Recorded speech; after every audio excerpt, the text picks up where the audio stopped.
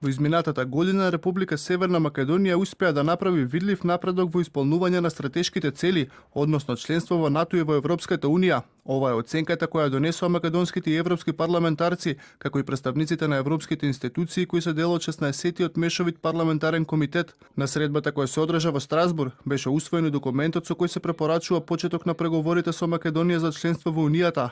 Заменик министерот за надворешни работи Андреј Жерновски, кој е дел од македонската делегација, пред претениците истакна дека консолидацијата на Европската Унија може и треба да се одвива паралелно со европската консолидација на Балканот. Очекуваме определување на конкретен датум за преговори со Европската Унија од страна на Советот на Унијата во јуни оваа година.